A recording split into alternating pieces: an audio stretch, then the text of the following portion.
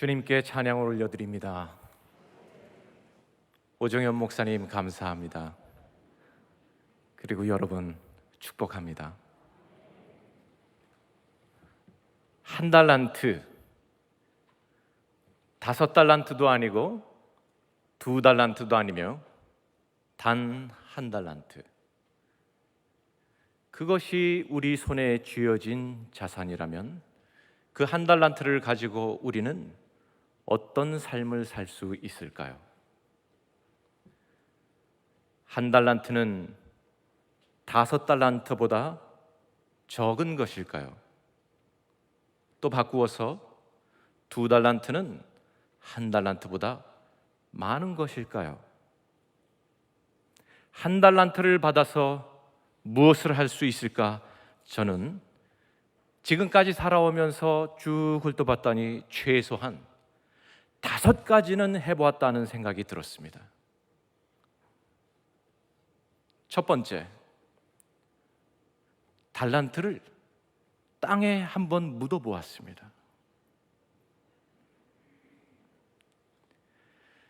저희 가정은 1976년도에 이민을 떠나서 남미 파라과이라고 하는 곳에서 살았습니다.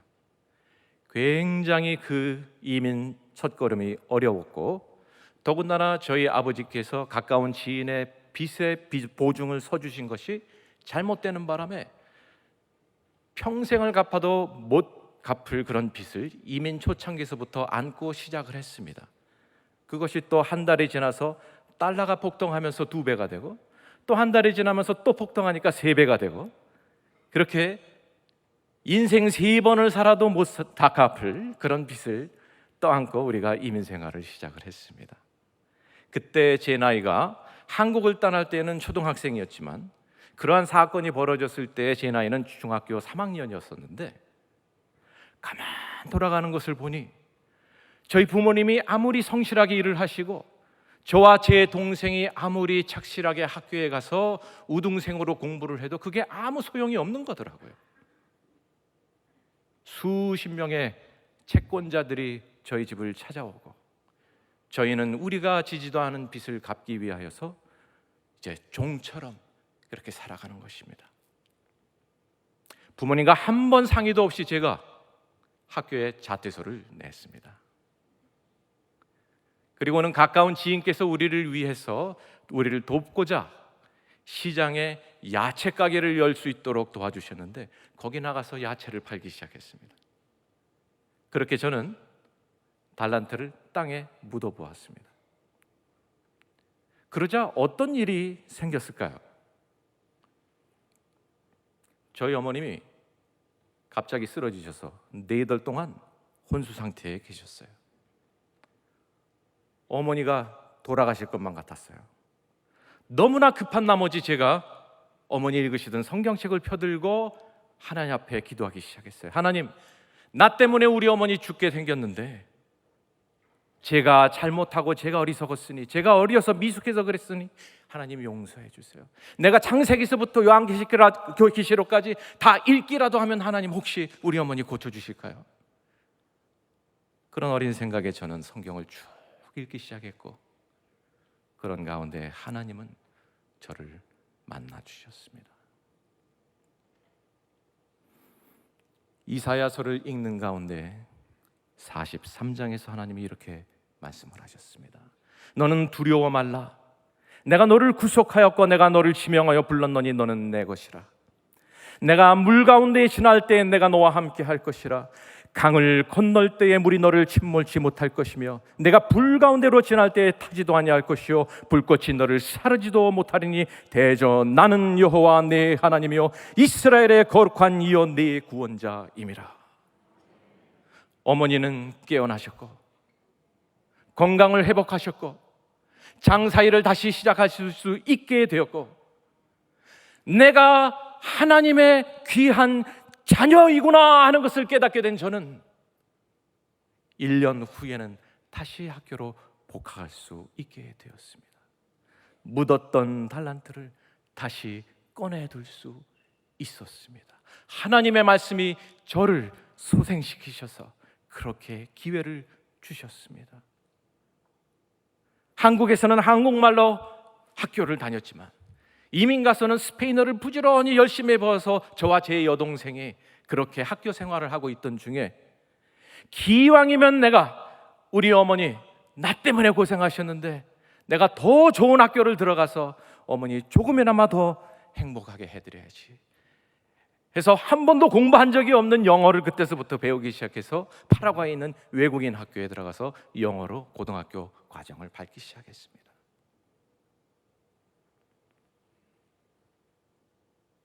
그런데 가정 형편은 여전히 어려웠습니다. 고등학교 3학년이 돼서 얼마나 열심히 공부를 했던지 하버드 대학에 원서를 낼 수 있었습니다. 재정 보증만 이제 보내면 모든 절차가 끝나는 그 단계까지 이르렀습니다.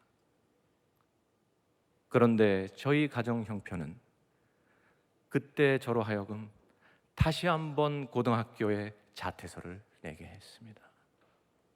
그리고 저는 대학 진학의 꿈을 접고 또 부지런히 털가죽 가공 기술을 익혀서 가죽공장 기술자로 일을 시작을 했습니다. 그때 저희 아버지가 그 사업을 시작하시면서 이 사업을 통해서 우리의 모든 빚을 해결할 수 있지 않을까 하시면서 엄청 노력을 하시던 그런 시절이었었어요. 그 사업이 시작되고 나서 공장에서 먹고 자고 하면서 제가 부지런히 열심히 일을 했는데 얼마 되지 않아서 그 나라에 자연동물 보호법이 통과됐습니다. 그리고 저희가 시작한 사업은 이제 불법 사업이 되었습니다. 빚을 내서 시작한 투자한 그 시설을 가지고 그러면 다른 무엇을 할 수 있을까? 밤새 잠도 못 자고 이국리 저국리 그것을 가지고 이렇게도 해보고 저렇게도 해보고 그렇지만 아무리 노력을 해도 풀리지가 않는 것입니다. 그것이 하루 이틀도 아니고 계속 그렇게 시간이 지나가자 저는 마음 가운데 하나님을 원망하기 시작했습니다. 그리고 저 자신에 대해서도 참 네가 쓸데없는 결심을 했구나. 대학 갈 수 있을 때 그냥 갔었으면 좋았을걸. 이런 생각도 들면서 그러다 심지어 몸이 아파 병져 눕기까지 했습니다. 무기력증에 빠져서 침대에서 일어나지 못하면서 온갖 원망을 다 하고 있으면서 분해서 하나님 앞에 정말 우리를 당신의 자녀라고 하시면서 왜 우리에게 이러한 힘든 상황을 허락을 하십니까? 오늘 달란트의 비유에 등장하는 본문 속에는 그 당시 제 마음을 아주 잘 대변해 주는 말씀이 하나 있습니다. 주인이시여, 당신은 굳은 분이시라. 심지 않은 데서 거두는 그러한 굳은 주인인 줄 제가 알았습니다.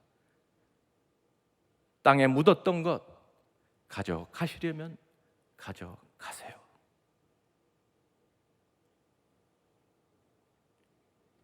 한 달란트로 그때 저는 무엇을 하고 있었습니까?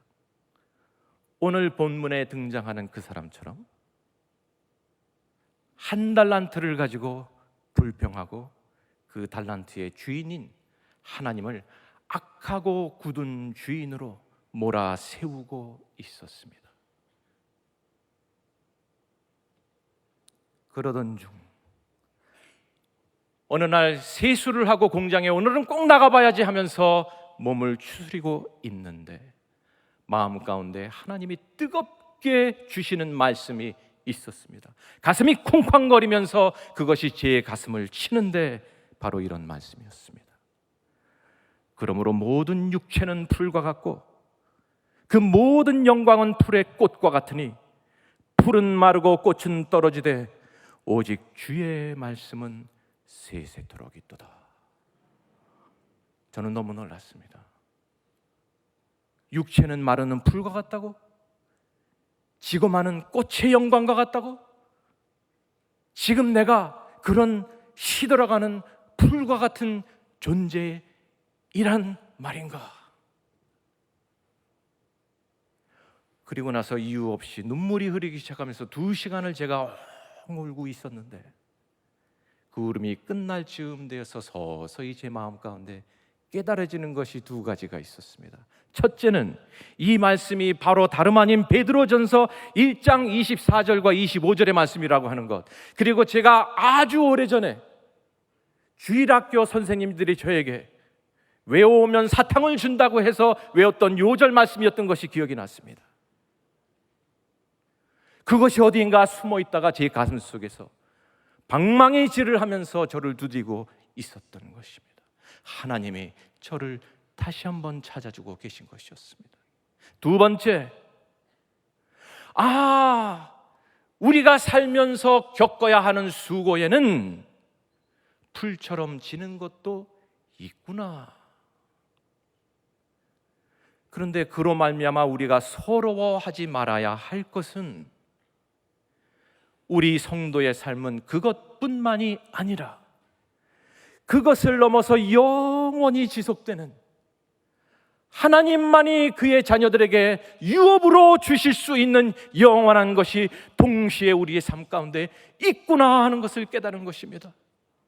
내가 그렇게 서러워하고 내가 그렇게 괴로워했던 이유는 영원한 것이 내 속에 있는 줄도 잊어버리고 언젠가는 마르고 시들고 말 그 부분에다가 나의 목적과 나의 가치와 나의 소망을 걸었고, 그것이 시들 때가 되어 시들 때에 나는 그와 함께 시들어가고 있는 것을 발견했던 것이죠.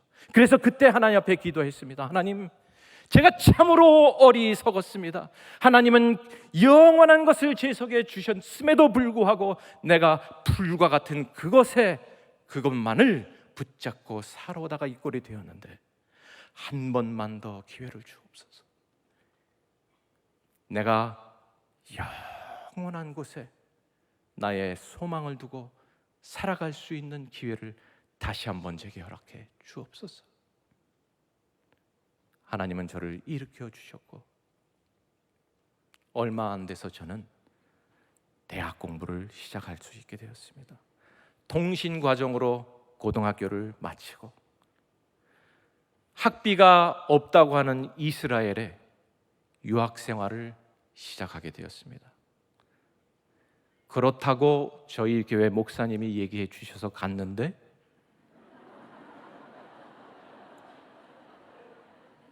알고 보니 이스라엘은 무척 생활비가 많이 드는 나라였습니다.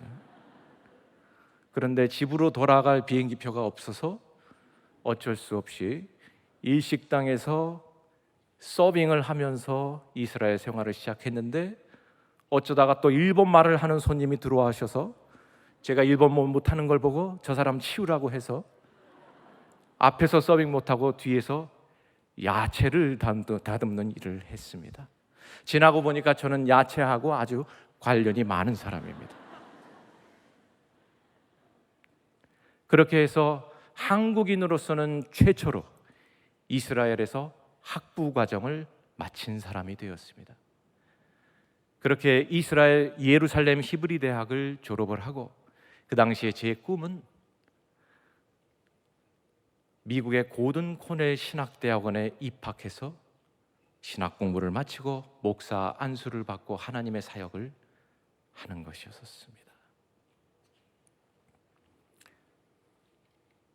한 달 후면 미국으로 가야 하는데 미국 선교사님 한 분이 제가 머무는 곳에 같이 머무시다가 젊은이, 자네 하나님이 지금 자네를 부르신다면 어떻게 할 것인가? 하나님의 일을 해야죠. 그런데 하나님은 저를 지금 부르시지 않습니다. 왜냐하면 지금 제가 막 고든 코넬 신학대학원에 합격 통지서를 받았거든요. 그래서 제가 가서 신학 공부를 하고 졸업을 하고 목사 안수를 받고 그러고 나서 하나님이 저를 부르실 겁니다. 그런데 하나님이 오늘 자네를 부른다면 어떻게 할 겁니까? 하나님은 그러시지 않습니다. 선교사님이 떠나고 난 후에 전화 한 통이 왔는데 이스라엘의 난민들이 있습니다. 여러분들 아세요? 팔레스타인들은 여리고, 베들레헴, 가자지구, 그리고 예루살렘 북부 네 곳의 난민 수용소에서 삽니다. 어느 나라의 시민도 아닙니다. 그런데 그 가운데 베들레헴에 있는 난민 수용소에서 태어나고 자라고 고아로서 자랐던 학생들이 이제 대학생 연령이 되어서 그들을 위해서 학교를 세워줬는데 3년을 수소문을 했는데 찾아보니 저를 발견을 했다는 것입니다. 저를 어떻게 발견을 하셨어요? 아니, 어떤 미국 선교사님이 이렇게 지나가시면서 당신들이 3년 동안 찾던 그 사람이 저기 있다 했습니다.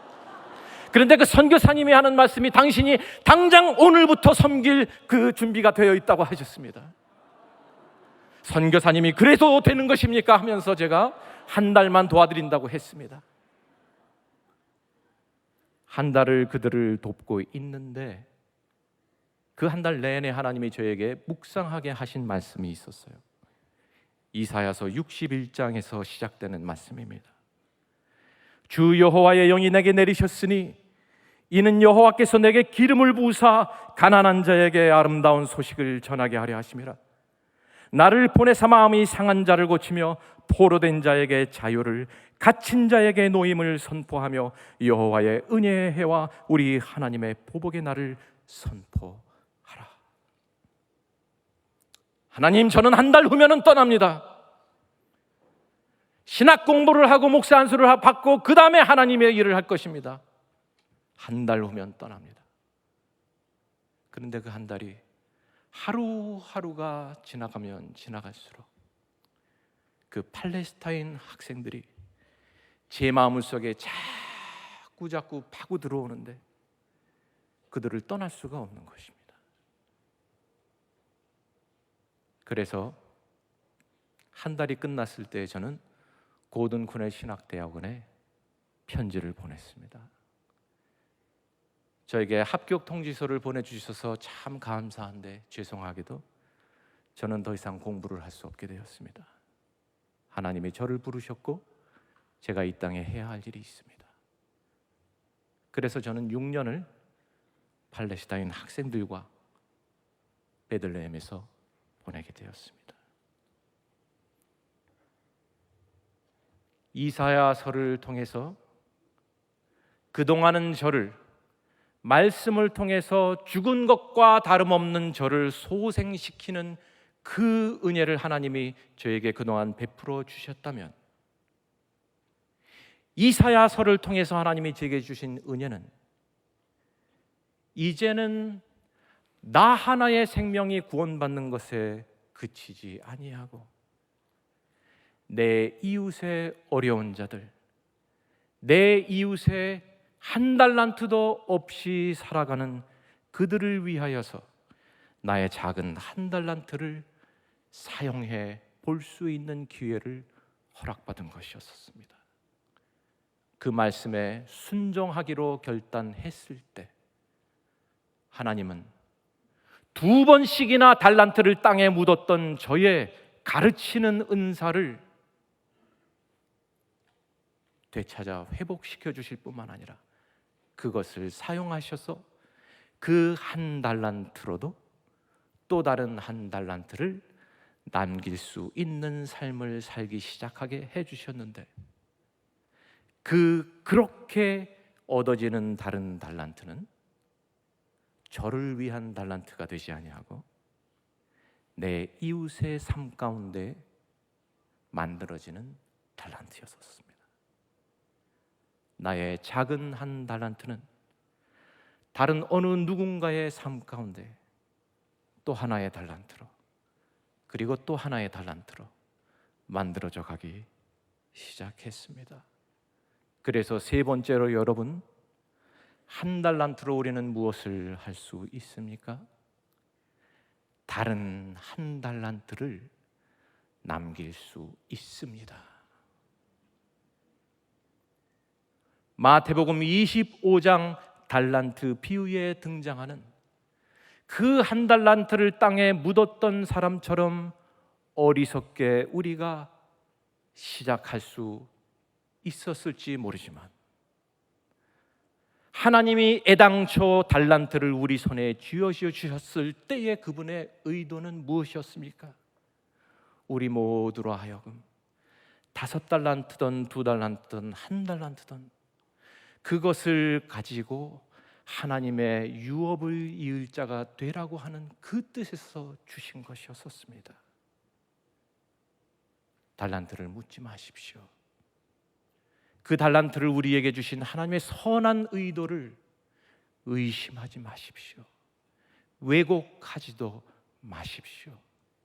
그날 이후로 저는 더 이상 나의 하나님을, 나의 달란트의 주인이신 하나님을 굳은 주인으로 여기지 않게 되었습니다.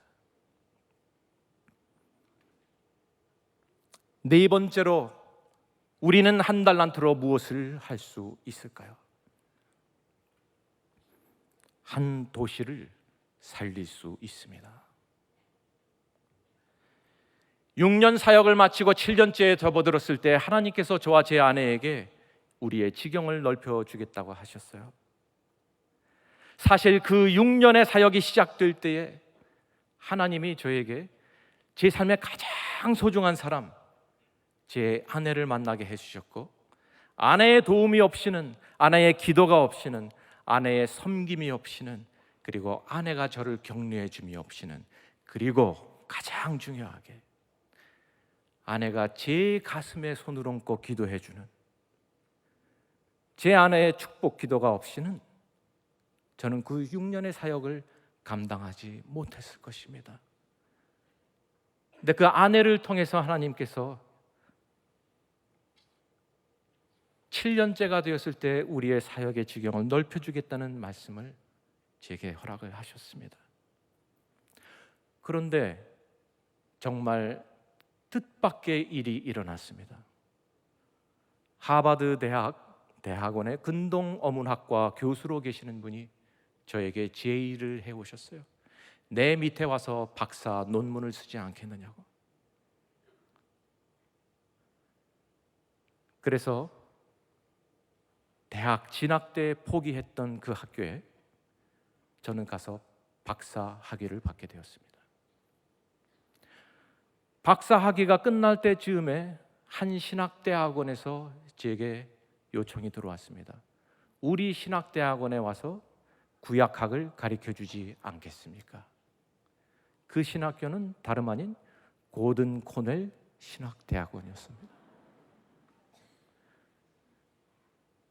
제가 가기를 포기했던 대학에서 하나님이 저로 하여금 박사학위를 받게 해주셨고, 제가 또 진학학위를 내려놓았던 그 학교에 학생으로는 갈 수 없었던 그 학교를 하나님은 저로 교수의 신분으로 가게 하셔서 부학장을 지내고 학장을 작년까지 역임하면서 저는 고든콘의 신학대학원의 영어 과정뿐만 아니라 스페인어로도 신학을 공부할 수 있도록, 포르투갈어로도 신학 공부를 할 수 있도록, 프랑스어로도 신학 공부할 수 있도록 그런 여러 과정들을 설치하기에 이르렀습니다. 그러고 보니 과연 하나님께서 네 지경을 넓혀주겠다고 하셨던 그 뜻이 무엇인지 알 수 있게 되었습니다. 자, 그렇게 이제 하나님이 넓혀주신 그 지경, 그것을 배경으로 해서 어느 날 제가 한 곳으로부터 초청을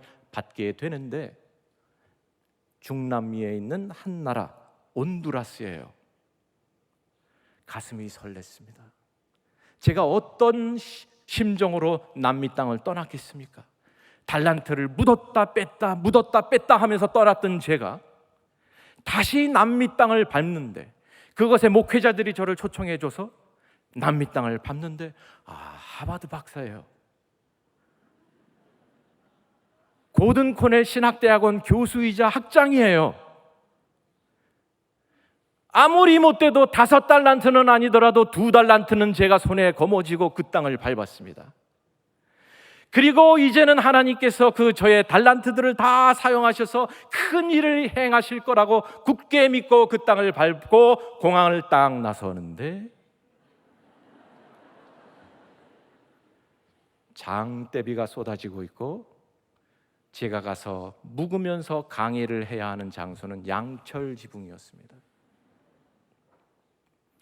장소에 도착해서 마이크를 대고 아무리 소리를 질러도 학생들이 제 소리를 못 알아듣습니다.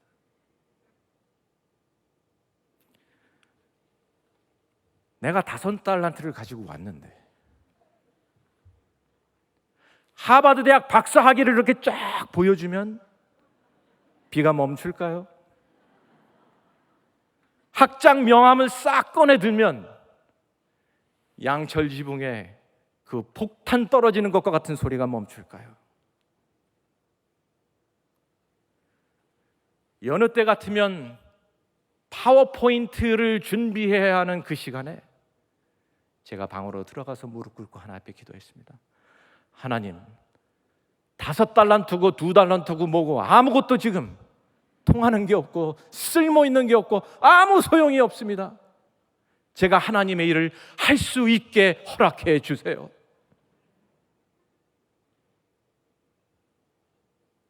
밤새 기도하고 학생들도 기도했습니다. 온두라스에 2년 동안 가뭄이 들어서 농민들이 무척이나 힘들었답니다.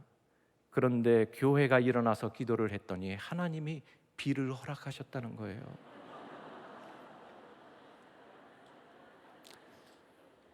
저는 괴로워서 기도를 하고 있고 거기 모인 목회자들은 감사해서 기도를 하고 있고,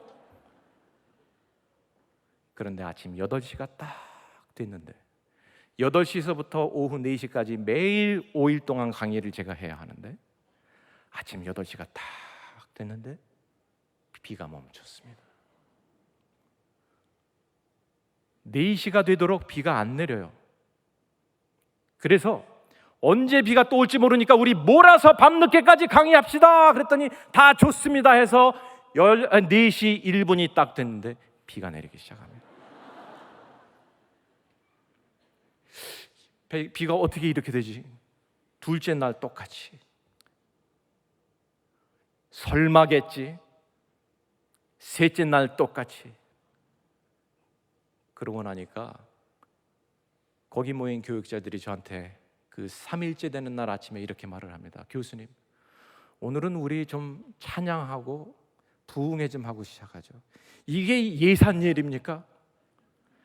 첫날, 둘째 날은 혹시나 아멘 할렐루야 했다가 또 비가 오면은 믿음 없는 목사라고 찍힐까 봐 말을 못 했는데 이제 보니까 이거는 하나님이 비를 주관하고 계시네요. 밤에는 농민들을 위해서 아낌없이 비를 계속 내려주시고 낮에는 그들을 또 꼴로 영의 꼴로 먹여야 하는 목자들이 공부를 해야 하는 그 시간에 맞춰서는 또 비를 멈춰주시고, 그래서 그날 반나절 우리가 부흥회하고 그리고 강의를 마저 진행을 했습니다. 자, 그러다가 우리가 발견한 것이 있는데 온두라스에는 엄청나게 아픈 민족의 역사가 있다고 하는 것이고, 특히 제가 방문했던 그 시절에는 국제 마약 범죄 조직이 사람들을 끌어가고 잡아가고 죽이고 해서 자기 땅에 살고 있지만, 비록 자기 땅에 살고 있지만 모두가 포로 생활을 하는 사람처럼 살고 있다는 것을 발견하게 되었습니다.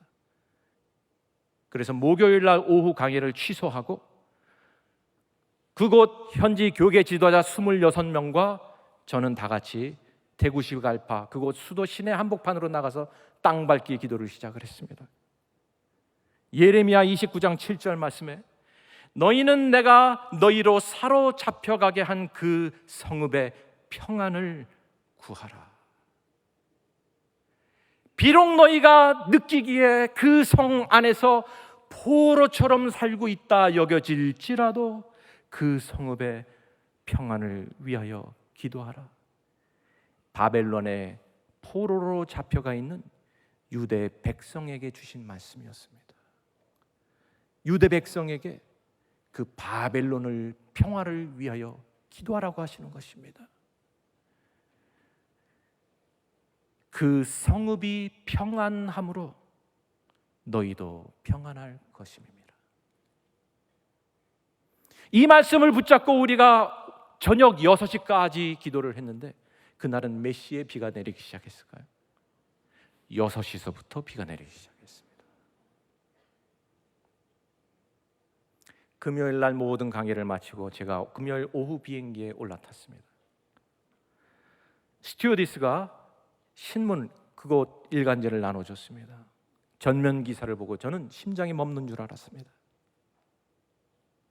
반딜야 18 국제 마약 조직 중에서도 가장 으시시한 그 마약 조직단이 10몇 년 만에 처음으로 이 소탕당했는데, 그러니까 테구시갈파 시내에서 소탕당했는데, 우리가 땅밟기를 하고 있던 그 시간에 우리는 시내 한복판에서 기도를 하고 있었고, 그 한복판을 주변으로 둘러싼 세 지점에서 총격전이 벌어지면서 소탕전이 있었던 거예요. 그런데 너무나도 놀랍게 단 한 사람의 인명피해도 내지 않고 이들이 잡혔어요. 더 중요한 것은 그 다음 날인 토요일 이들이 계획하고 있던 게 있었어요. 테구시갈파 시내를 불바다로 만드는 것. 그들이 잡혀갈 때 박격포가 50대나 발견이 됐습니다.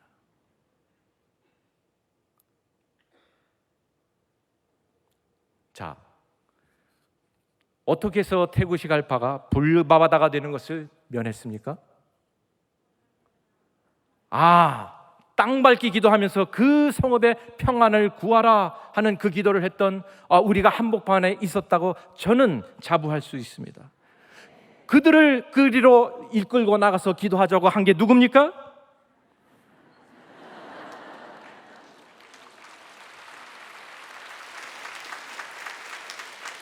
드디어 제 5달란트가 어떤 역할을 했던 것 같습니다.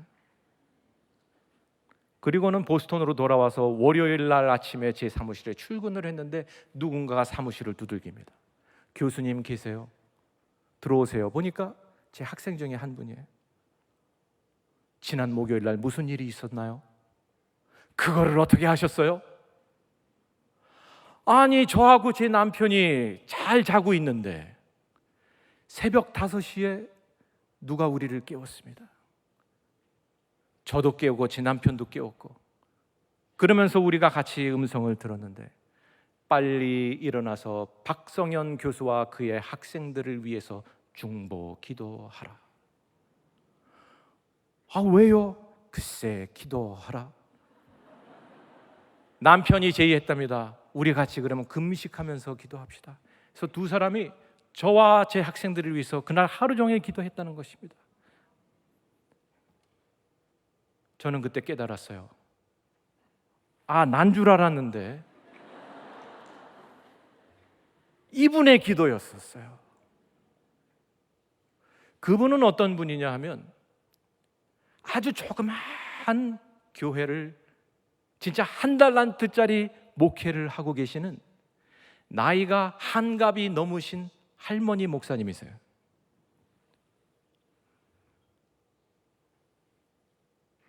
신학교도 가본 적이 없고 평생 그렇게 목회를 하시다가 비로소 이제 신학교에 막 입학을 하셔서 제 밑에서 공부를 하고 있는 분이에요.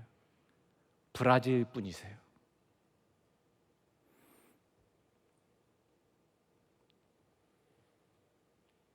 한 달란트가 무엇을 했습니까? 불바다가 될 뻔한 한 도시를 구했습니다. 여러분, 오늘 본문을 다시 한번 살펴보시면 이렇게 기록이 되었습니다. 5달란트를 맡은 자가 또 5달란트를 남겨서 주인께 가지고 왔을 때 주인이 이렇게 칭찬을 합니다. 잘하였도다. 착하고 충성된 종아, 네가 적은 일에 충성하였음에 내가 더 많은 것으로 내게 맡기리니 주인의 즐거움에 참여할지어다. 5달란트를 남긴 사람에게 네가 적은 일에 충성하였음에, 2달란트를 남긴 자가 와서 또 주인 앞에 나오니까 이렇게 말씀을 합니다. 잘하였도다. 착하고 충성된 종아, 내가 적은 일에 충성하였음에 내가 큰 것으로 내게 맡기리니 주인의 기쁨에 참여할지어다.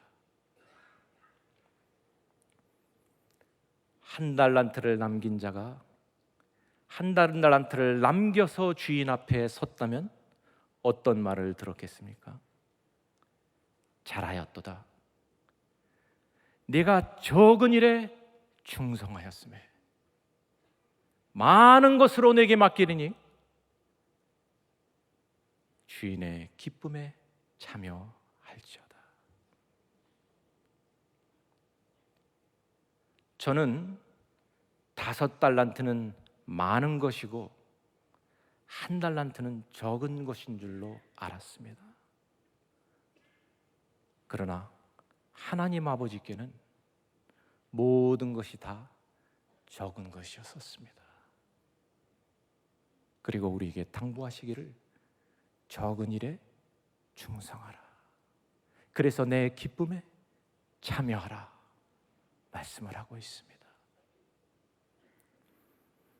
도시를 살린 그 기도의 말씀, 예레미야서 말씀처럼 우리는 우리가 마치 포로로 잡혀 있는 것처럼 살고 있는 성읍을 위해서 기도해야 합니다. 그 성읍이 평안함으로 주의 백성도 함께 평안합니다. 우리가 살고 있는 이 땅, 이 도시를, 그 도시의 어떤 면들이 우리로 하여금 마치 포로 생활을 하는 것처럼 느끼게 하는 것들이 있습니까? 그것을 여러분들이 다 열거해 보실 수 있으시다면 그 성읍의 평안을 위해서 기도하십시오. 하나님께서 그렇게 1달란트의 간구를 하고 있는 여러분들의 기도를 들으시고 그 성읍의 평안을 끼쳐 주실 것입니다. 그래서 저희는 용기를 내어서 한 가지를 진행하기로 했습니다. 1달란트가 이런 것이로구나. 그래서 저와 제 아내가 1달란트라고 하는 책을 금년에 내었습니다. 그리고 그 책을 낸 이유는 그 안에 그렇게 적어두었어요. 이 책의 모든 수익금을 팔레스타인 신학생들과 중남미 출신의 신학생들을 위한 장학금으로 씁니다. 그렇게 새겨두었습니다. 그래서 그 작은 달란트가 또 어느 누군가의 삶 가운데 또 하나의 달란트를 남기기를 바라는 마음으로 그렇게 했습니다. 그래서 지금 현재 진행 중인 달란트 프로젝트, 그것은 바로 사역자를 세우는 것입니다. 여러분, 우리의 1달란트로 도시도 구할 수 있고 그런 도시를 구하는 많은 사역자들을 세울 수도 있습니다.